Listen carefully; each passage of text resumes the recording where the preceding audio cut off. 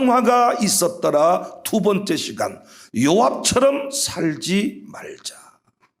요압처럼 살지 않아야 평화가 있었더라의 주인공이 됩니다. 타락하기 전에 인간의 상태는 오매 좋은 거, 샬롬의 상태였습니다.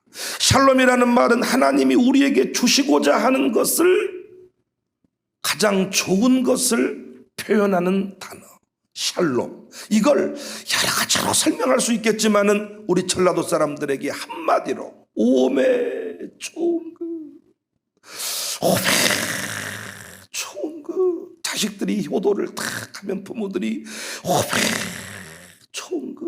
은혜 받고 나면 여러분의 상태가 오매 좋은 거, 평화가 있었더라. 그래서 가정도 교회도 직장도 여러분의 생업도 오매 좋은 거 상태가 돼야 되는데 이걸 다 잃어버렸습니다, 여러분. 그래서 여러분, 이 샬롬의 상태가, 우리 어제 공부를 했습니다. 사람들이 샬롬을 별로 우습게 여기던데 이 샬롬의 상태가 어떤 상태냐? 이 샬롬은 두렵게 할 대상이 없어진다 그랬어요. 이 시대에 수많은 사람이 두려움과 공포에 붙들려 살아갑니다.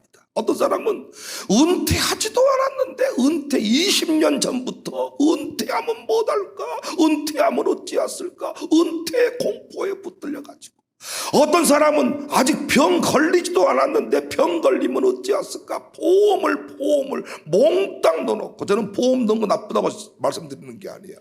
보험을 수령할 수 있는 사람을 교회로 해놔야 돼, 교회로. 그래야 그것이 믿음의 사람이지. 다 자기 자식들한테, 손자 손녀한테 탁 자기 죽으면 뭘 공포에 붙들려서, 두려움에 붙들려서, 미래에 대한 두려움 때문에 목사님들도 잘 가시다가 나중에 그 은퇴에 대한 두려움에 붙들려 가지고 목회가 이상하게 돼버리는 것입니다. 그런데 샬롬의 은혜가 임하면, 샬롬의 은혜가 임하면 이 두려움의 대상으로부터, 이 두려움의 공포로부터 벗어날 수가 있다. 하나님과 함께한 인생은 날마다 평강을 누린다. 우리 자꾸 찬송가 가사도 그렇고 이렇게 복음성 가사에 보면 편안이라는 말이 나오는데, 편안이라는 말보다는 평안이라는 말이 맞습니다. 우리는 편한 삶을 사는 게 아니고 평안한 삶을 사는 거예요. 예수 믿는 순간 편안히 사는 건 틀렸지요. 우리 편안합니까? 아이고 정신이 없어요. 평안히 사는 겁니다. 평안히. 평강의 은혜가 임하면 두려움으로부터 벗어날 수가 있다. 평안의 은혜가 임하면, 샬롬의 은혜가 임하면 전쟁에서 승리할 수가 있다. 전쟁에서 승리하는 은혜가 있기를 바랍니다. 샬롬이 뭐냐? 후손이 번창하는 것이다. 유학 보낸다고 그냥 공부 많이 시켰다고 자식들이 잘 되는 게 아닙니다. 자식들이요, 하나님의 은혜를 받아야, 샬롬의 은혜가 임해야 자식들이 잘 됩니다. 오늘 또 부모님들이 이 땅에서 눈물을 뿌리고 샬롬의 역사를 이어가면 천대까지 그 영광이 이어가는 줄로 믿습니다. 풍성한 삶을 누리게 된다. 하나님의 통치를 통해서 임마누엘을 경험하게 된다. 교회들마다 이런 은혜가 임해야 되는데 그렇지 못합니다. 가정들마다 이런 은혜가 임해야 되는데 그렇지를 못합니다. 왜입니까? 하나님과의 관계의 단절입니다. 단절. 그래서 우리가 다시 평강의 은혜를 누리는 방법은 온전한 번제를 결단하는 거예요. 여러분 자식이 지금 잘 되고 있다면 부모가 온전한 번제의 주인공이 되었던 것입니다. 교회가 평안 가운데 있다는 것은 온전한 번제의 원리를 이해하고 날마다 우리가 온전한 번제 자리로 나아갔다는 것입니다. 저희 교회 얘기를 제가 어제 오후에 해드렸습니다. 저희 교회가 이렇게 평안한 상태, 평강의 상태가 아니었습니다. 아픈 교회였습니다. 눈물이 있는 교회였습니다. 그러나 우리가 이렇게 평화가 있었더라. 설교 가운데도 평화가 있었더라. 가정교회들마다 평화가 있었더라. 어찌 이런 일이 가능하게 되었습니까? 온전한 번제를 결단하고 우리가 미스바에 모이는 일을 게을리하지 않았다는 것입니다. 사랑하는 여러분, 오늘 이 아침에 결단하시기를 바라요. 내 평생 사는 날 동안 숨질 때 되도록 나는 찬송하며 예배하며 내 인생을 마감할 것입니다. 부모님들이 살아있는 한 이 새벽 예배, 이 온전한 번제를 결단하시면 후대의 영광이 흘러간다니까요. 부모들이라면, 원래 부모들이라면 자식 잘 되는 일을 위해서라면 무엇이든지 하시잖아요. 제가 지금 그 원리를 말씀을 드리는 것입니다. 막연하게 공부시킨다고 되는 게 아니에요. 이유식만 잘 먹인다고 되는 게 아니에요. 온전한 번제 가운데 하나님은 샬롬의 은혜를 베푸시는 줄로 믿으시기를 바랍니다. 그래서 부모님들이 새벽 기도 빠지시면 안 돼. 아들 군대 보내놓고 새벽 기도 받으시면 안 돼. 아들을 생각해서라도 오늘 또 이 자리에 나와서 두 손을 들고 예배할 때 하나님이 모든 대적들을 다 물러가게 합니다. 우리 아들 딸들 향한 공격이 얼마나 심합니까? 무너뜨려 버립니다. 여러분, 자식 하나 무너지면 여러분의 인생이 사는 게 아닙니다. 하나님께서 여러분 자녀 평안케 하실 것인데 여러분이 사무엘처럼 이스라엘 백성들처럼 다 돌이키고 전심으로 하나님께 두 손을 들고 예배하는 것입니다. 다 이걸 몰라 사람들이.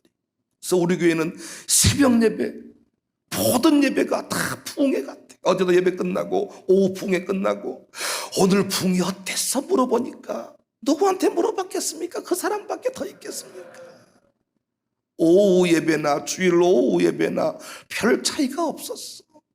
그 말은요, 우리 교회는 모든 예배가 다 부흥회야. 모든 예배가, 새벽 예배도 이렇게 설교하고 주일 예배도 이렇게 설교하고, 저도 또 내일은 강신대 강의를 하는데요, 제가 강의 요즘에 화상 주민 수업을 하거든요. 카메라 대놓고 수업을 하는데 제가 수업하면서 또 그래, 이것이 부흥회인지 수업인지 모르겠습니다.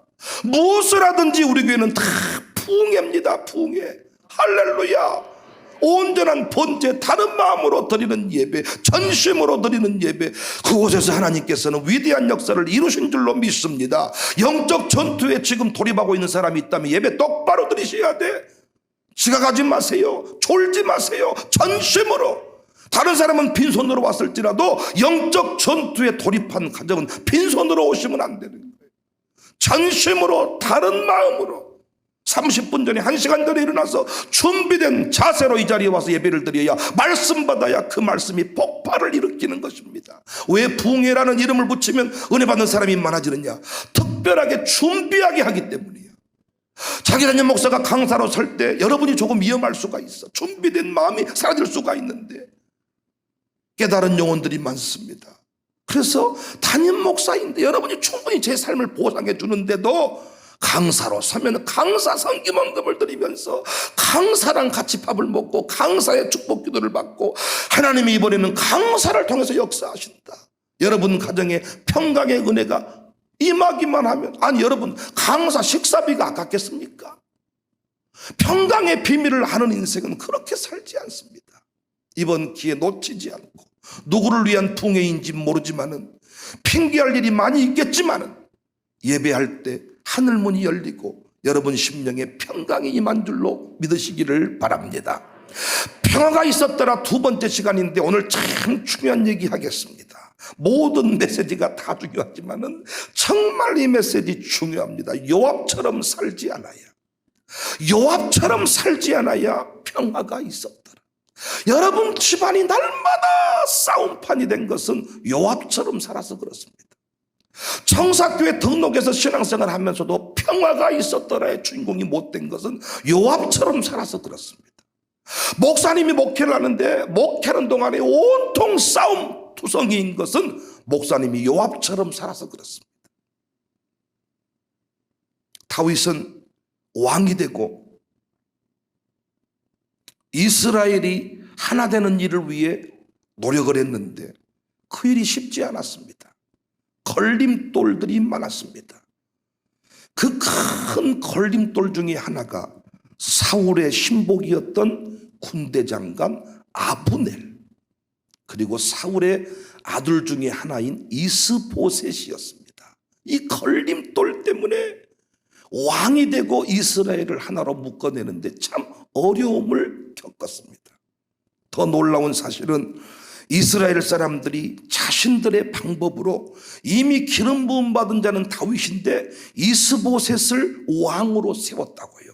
사무엘하 2장 8절 이하를 보시면 사울의 군사령관 넬의 아들 아브넬이 이미 사울의 아들 이스보셋을 데리고 마하나임으로 건너가 길르앗과 아술과 이스라엘과 에브라임과 베냐민과 온 이스라엘의 왕으로 삼았더라. 세상적인 눈으로 본다면 왕이 죽었으니까, 아버지 왕이 죽었으니까 그 집 아들 중에 한 명 왕으로 세우는 것이 당연하지만은 하나님 나라에서는 이런 방법이 통하지가 않잖아요. 하나님의 뜻, 하나님 나라의 일꾼, 하나님의 방법대로 하나님이 세우시기 때문에 하나님은 다윗을 왕으로 세우기를 원했지만 사울의 잔류파들은 다윗을 중심으로 하나 되기보다는 오히려 정반대 방향으로 흘러갔습니다. 그래서 처음부터 다윗은 이런 일이 생길 줄 알고 끝까지 하나님을 의지하고 하나님께 묻고 어떻게 하면 좋겠습니까? 한 걸음 한 걸음 나아갔지만은 상황은 더 안 좋은 쪽으로 흘러갔습니다. 두 왕국으로 분단된 채 약 7년 6개월의 삶을 산다고 해요. 오늘 본문의 상황입니다. 7년 6개월 정도의 삶을 살아간 뒤 어느 날 양쪽 군대는 마침내 기브온에서 만나게 됩니다. 시간이 흘러가면서 다윗 왕국은 점점 강성해졌고 이스보셋 왕국은 약해졌습니다. 그래서 결국 사태의 심각성을 파악한 아브넬이 다윗에게 화친을 청하면서 통일을 위한 조약을 맺기 위해 20명의 부하를 거느리고 다윗을 찾아왔습니다. 아브넬이 누굽니까? 평생 사울 곁에 서서 다윗을 모함했던 자가 아닙니까? 사울이 죽었는데도 그의 아들을 왕으로 세워야 한다고 이스보셋 이러면서 다윗을 염장을 질렀던 사람이 아브넬입니다. 아브넬.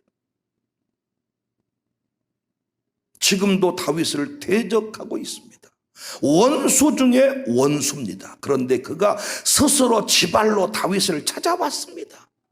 당시 다윗은 이 화친 조약을 거절하고 전쟁으로 통일을 이룰 힘이 충분히 있었습니다.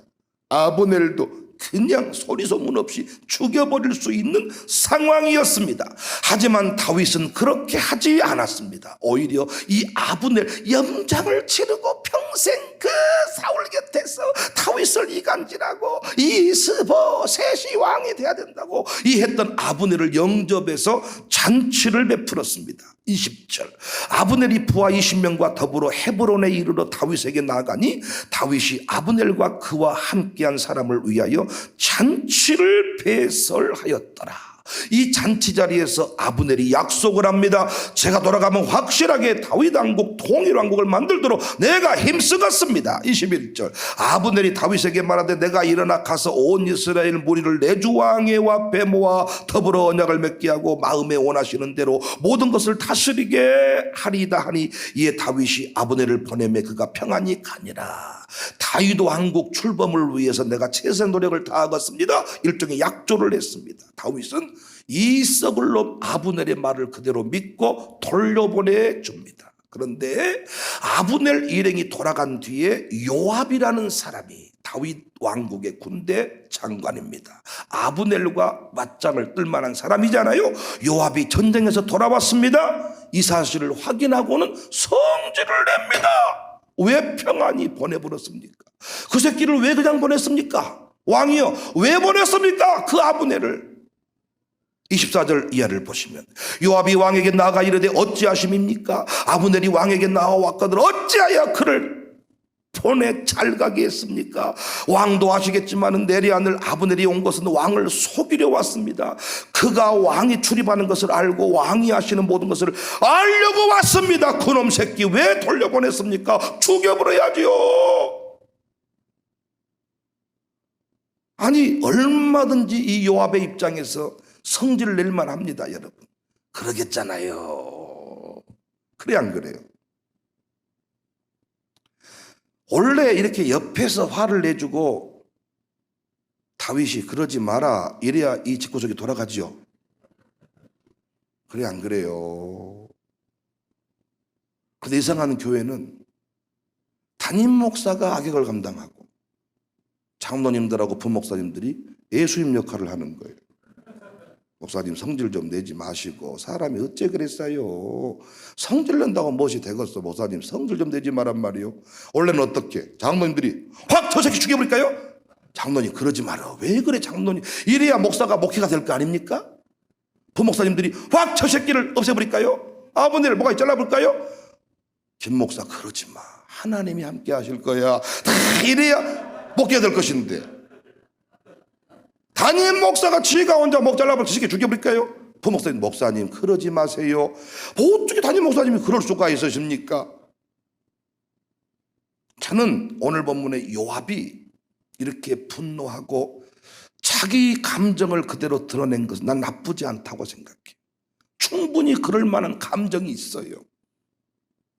그런데 요압이 여기서 끝난 게 아니고 몰래 사람을 보내어서 아브넬을 다시 돌아오게 합니다.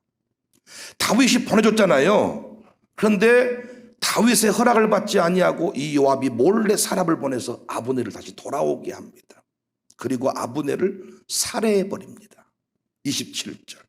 아브넬이 헤브론으로 돌아오매 요압이 더불어 조용히 말하려는 듯이 그를 데리고 성문 안으로 들어가 거기서 배를 찔러 죽이니 이는 자기의 동생 아사엘의 피로 말미암음이더라. 다윗이 그냥 돌려보내줬는데 요압은 이걸 그냥 용납하지 못하고 사람 보내서 다시 다윗이 너를 만나자고 한다. 우리 왕이 너를 만나자고 한다. 불러가지고는 죽여버려요. 요압이 이렇게 한 이유, 무리한 충성을 한 이유는 두 가지 때문입니다. 첫 번째는 자기 동생을 아브넬이 죽였어요. 동생에 대한 어떤 복수심이 불타올랐습니다. 두 번째는 통일 왕국이 되었을 때, 이거 중요한 얘기입니다. 어제 주일 대배와 연결되는 내용이에요. 군사령관 자리를 빼앗길지도 모른다는 두려움이 요압에게는 있었습니다. 얼마든지 아브넬이 내 자리를 차지할 수 있겠다. 그래서 무리한 충성을 했습니다.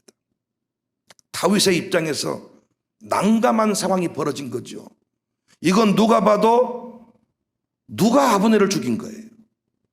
다윗이 죽인 거잖아요.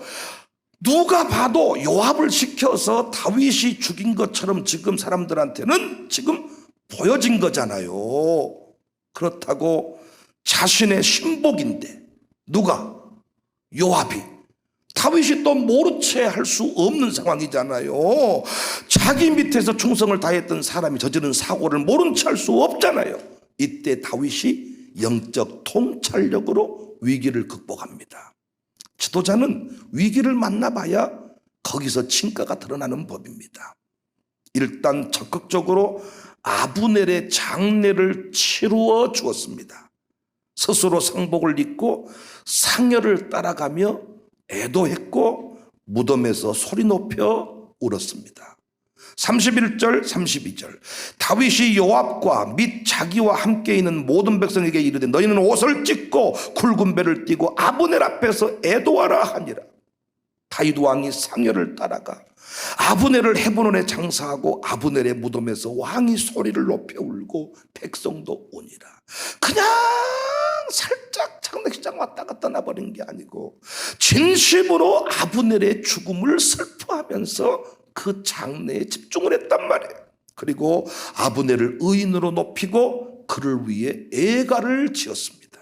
이런 태도 덕분에 다윗을 향한 의심의 눈초리는 사라지고 온 백성의 마음을 얻습니다. 36절 이해합니다. 온 백성이 보고 기뻐하며 왕이 무슨 일을 하든지 무리가 다 기뻐함으로 이날에야 온 백성과 온 이스라엘이 내레안을 아브넬을 죽인 것이 왕이 한 것이 아닌 줄을 아니라. 사랑하는 성도님들, 제가 왜 길게 본문의 배경을 설명합니까? 오늘 이 본문의 스토리 안에 평화를 누리느냐, 늘 불안과 공포에 붙들려 사느냐에 중요한 원리가 담겨져 있기 때문입니다. 요압은 겉으로 보기에는 충신이고 장수이지만은 그의 내면은 쫄장부였습니다. 겉으로 보기에는 아주 담대한 사람 같았지만은 속으로는 평화롭지 못한 자였습니다.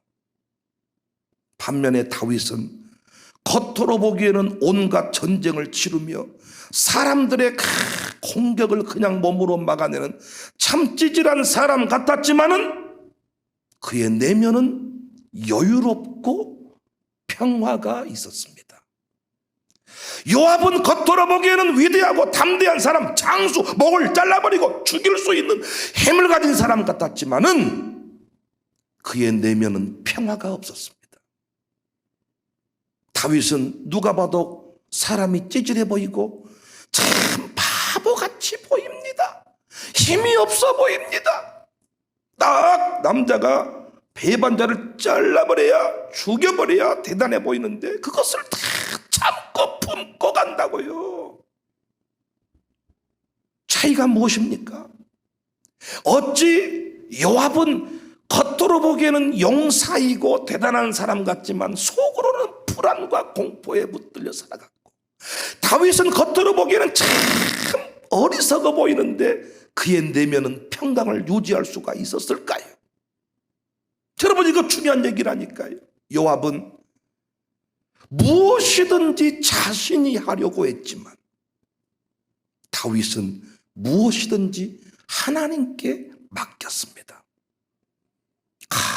39절, 내가 기름 부음을 받은 왕이 되었으나, 이게 핵심이에요. 여러분, 오늘 약하여서 수르와의 아들인 이 사람들을 제어하기가 너무 어려우니 여호와는 악행한 자에게 그 악한 대로 갚으실지로다. 애나 모르겠다. 어떻게 저 새끼를 정리해 보려 그랬는데 정리가 안 된다. 하나님께서 정리하실 것이다. 어떻게 보면 요압은 교회 내에 오래된 장로님 같고, 다윗은 35살에 갓 부임한 담임 목사 같아요. 요압은 겉으로는 목사님 하지만은 속으로는 다 자기가 목회하고 있는 사람이에요. 적용이 탁월하지 않습니까?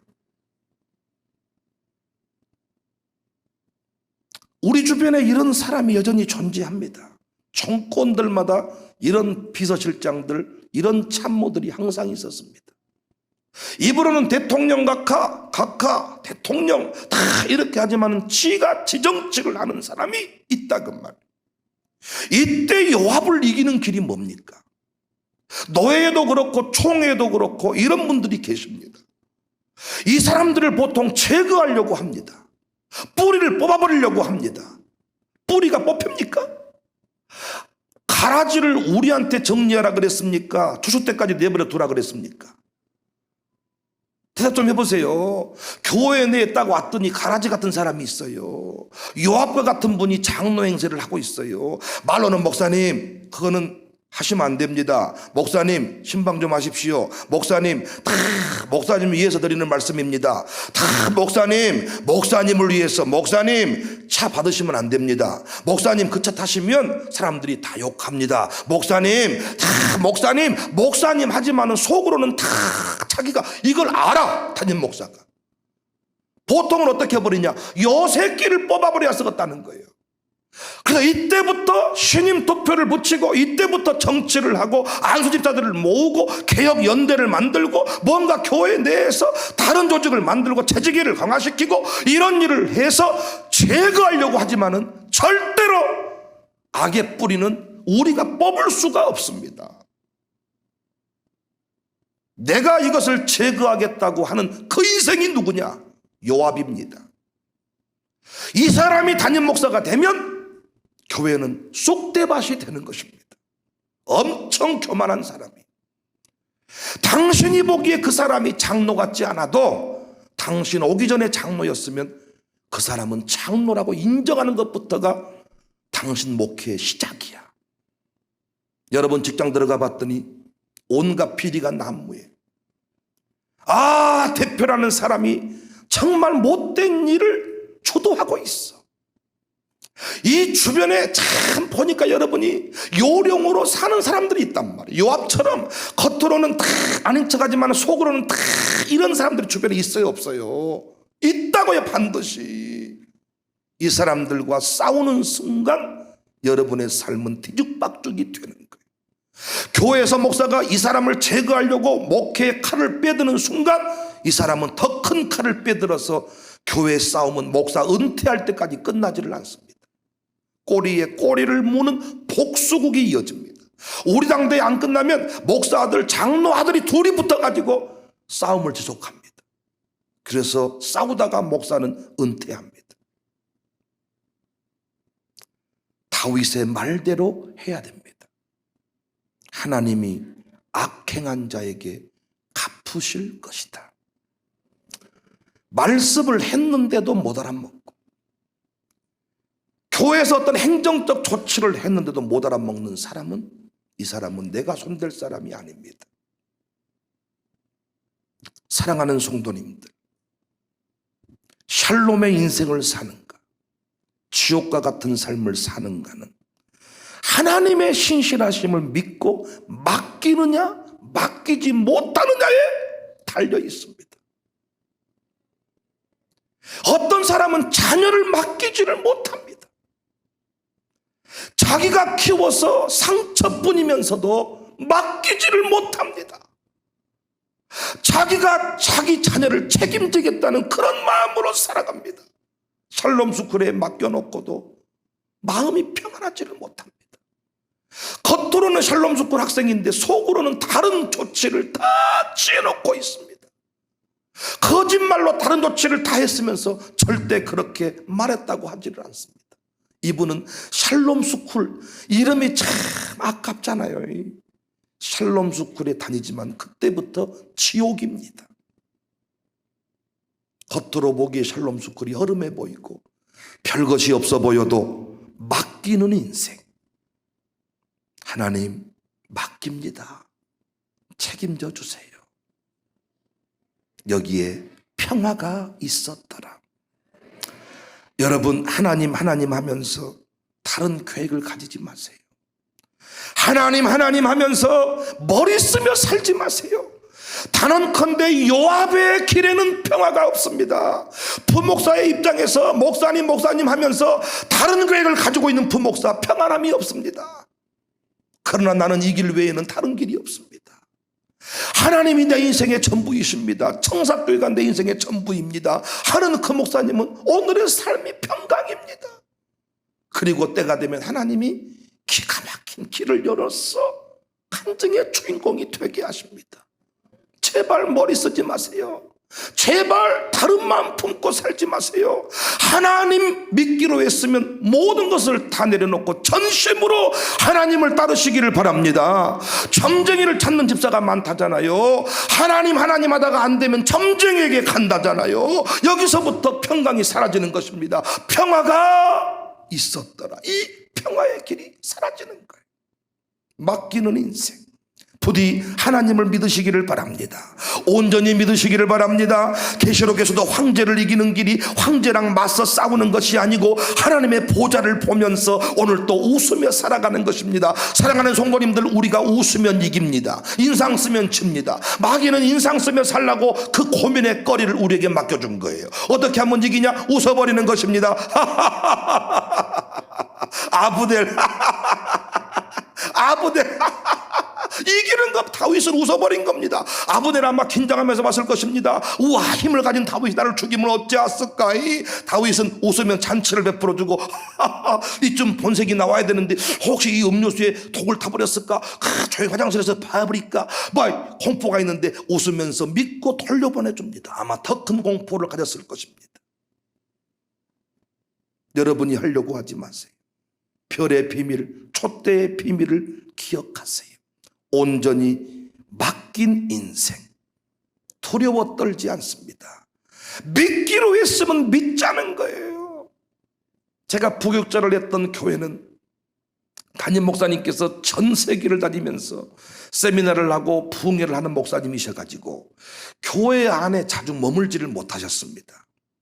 그래서 부목사들이, 부교육자들이 교회를 책임지고 다 이렇게 섬기는데, 참 제가 사랑받아서 스카웃된 전도사잖아요. 교육 전도사인데 잘 모르신가 봐요. 저를 써주십시오 사정해서 간 게 아니고 스카웃돼서 갔어. 가보았더니 대단한 분들이 많더라고. 동네에서 축구 좀 한다고 설쳤는데 박지성을 만나버린 격이야. 너무나도 그 스승 목사님을 사랑해서 다 그곳에 가서 행복하게 살고 있는데 그 안에서 치열한 전투가 일어나더라고요.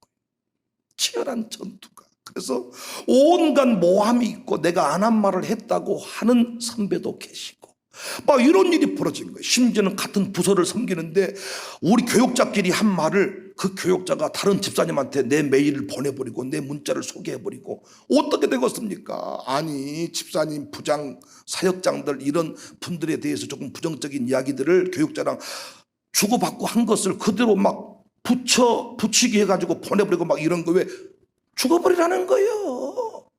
그런데 그때마다요 착착 깨달은 게 뭔 줄 아십니까? 저는요 한 가지 마음을 품고 살았어요. 나는 우리 담임 목사님에게 누가 된다면 언제든지 나는 이 자리를 내려놓겠습니다. 결론은 뭐냐면 주변 사람들이 다 모함해가지고 내 입으로 그만두겠습니다 이 말을 원하는 거예요. 근데 다른 사람들은 다 그 말을 안 두기 위해서 몸부림을 치는 거예요. 우리 김경종 전도사님도 전도사를 많이 해보셨지만은 여전도사님 세계는 더 해버려요. 여전도사님들은요 보통 이렇게 홀로 되신 분이나 뭐 이렇게 어려워진 분들이 전도사님들을 많이 신학교 가고 막 이래가지고 그것을 잘리면 먹고 살 길이 없기 때문에 치열한 전투가 일어나가지고 여성시대가 아주 그냥 더 무섭습니다. 여기서 막 온갖 모함이 일어나고 마찬가지더라. 근데 그때마다 저는 내 목사님에게 누가 된다면 그만두겠습니다. 이것이 보고가 돼. 백전도사 그만둔답니다. 그러면 사표가 수리가 돼야 되잖아요. 수리가. 근데 정말로 하나님께 맡기고 정직한 마음으로 반응을 하잖아요. 그러면 사표가 수리가 안 돼요. 갑자기 사모님이 나를 불러. 백전도사님, 저는 이해가 안 갑니다. 이렇게 목사님이 전도사님을 사랑하시고 키우려고 애를 쓰시는데 왜 사표를 내세요? 저 다른 말이잖아요. 조금 전까지 듣기 전에는 내가 걸림돌이 됐는데 글도 못 쓰고 타이핑도 못하고 목사님이 나를 늘 부담스러워한대. 그럼 그만두겠습니다. 그랬더니 사모님 뭐라고 말해요? 목사님이 이렇게 사랑하시는 분이고 키우려고 애를 쓰시는데 어찌 그만두려고 하시냐고. 그래서 또 그 선배가 뭐라고 말하냐면 저한테 정당한 명분을 하나 만들어주라 그러더라고. 그만둘 때 목사님이 그래도 교인들한테 말할 수 있는 명분이 필요. 명분이 하나 있네요. 영광교회 건축 중이어서 제가 가서 열심히 시멘트 얘기해야 되겠습니다. 건축 도우려고 간다고 그래 주세요. 그것도 보고를 한 거예요. 목사님, 아버지 목사님 교회 건축하는데 도와줘야 된다고 간다고 합니다. 보고가 됐어. 그런데 사모님이 뭐라고 말한 줄 아십니까? 나는 이해가 안 갑니다. 어떻게 이렇게 아들이 서울에서 사랑받고 사시는데 시골교회 건축한다고 내려와서 시멘트 이겨라 한 아버지가 있을까요? 난 이해가 안 가네요. 정말 아버지가 그러셨어요? 너 나한테. 아니 그런 적은 없고요. 사실은 여차 합니다. 사모님이 깜짝 놀라시는 거예요. 그러면서 다시 말씀을 해가지고 더 사랑받는 자리로. 제가 이런 얘기 끝이 없습니다. 끝이. 그러니까 저는 거기서 살아남아야 되겠다는 마음으로 산 게 아니고 그분이 너무 좋아서 그분을 섬기겠다는 마음을 가지고 그 자리에 서 있었어. 그러니까 정직한 마음을 가지고 딴 마음 품지 않고 머리를 쓰지 않고 정직한 마음으로 그때마다 위기 상황 앞에서 이야기를 했습니다. 그랬더니 오히려 더 큰 사람. 그래서 최고 기록을 세운 선배가 5년 살았어. 5년. 저는 10년을 살았습니다. 기록을 다 갱신했습니다. 제가 드리고 싶은 말씀은 뭔 줄 아세요? 어디를 가든지 요압과 같은 인생이 있고 아버님과 같은 인생이 있습니다. 그때마다 하나님 앞에 정직한 마음을 품고 사세요. 샬롬 스쿨에 맡기기로 했으면 정직하게 맡기세요. 거짓말로 온갖 다 뒤로 모사를 꾸미면서 아닌 척 하시지 말고. 평강이 없습니다. 저는 우리 교회 목회를 하면서 우리 교회에서 다 행복을 노래할까, 이걸 많이 생각합니다. 전도봉회를 해가지고 지금 등록하겠다는 분이 우리 교회에 많이 오셨는데 등록했다가 도망간 분도 계시지 않겠습니까? 이유가 뭘까요? 등록만 했지만은 한 발을 들고 있다가요, 여차하면 날아가 버리려고. 새가 처음부터 딱 논에 발을 두 발 다 내리는 게 아니고 한 발을 들고 샥 있다가 주인이 막대기 들고 오면 와르르 날아가 버리는 거예요. 그런데 오자마자 이곳이 내 인생의 전부입니다.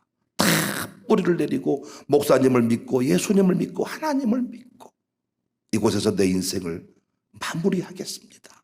이렇게 결단한 인생은 그때부터 역사가, 기쁨이, 행복이, 평강이, 평화가 있었더라. 요압처럼 살지 마십시오. 머리 쓰지 말고 말씀대로 사세요. 요령으로 살지 말고 하나님의 말씀대로 사세요.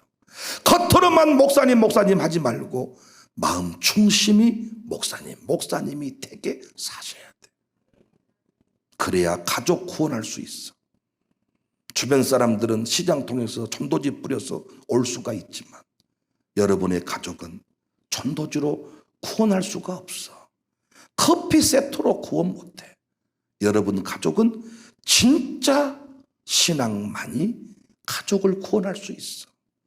전심으로 하나님을 섬기고 전심으로 이 교회를 사랑할 때, 때가 되면 여러분 자녀는 반드시 이 새벽에 이 자리에 달려나와 여러분처럼 기도하게 될 것입니다. 거짓말로 섬기지 말고 진짜로 예배 드릴 때도 거짓말로 드리지 말고 진짜로 예배하는 인생들이 되셔서 평강을 누리는 복된 주인공들 다 되시기를 바랍니다. 오늘 말씀 정리해 줄 찬송 한 곡 부르고 마치겠습니다. 신자 되기 원합니다. 진심으로 신자 되기 원합니다.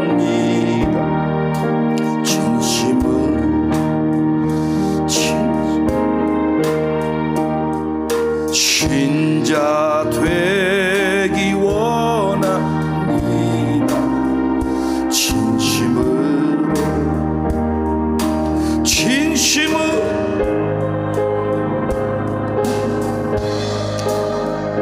진심으로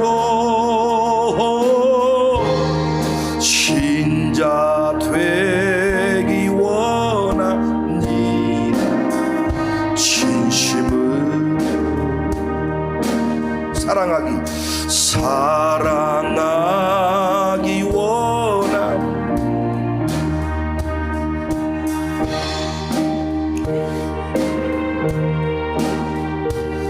사랑하기 원합니다.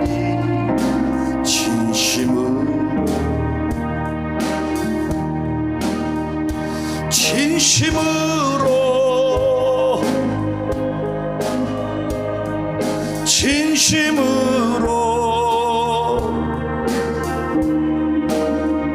사랑하기 원합니다.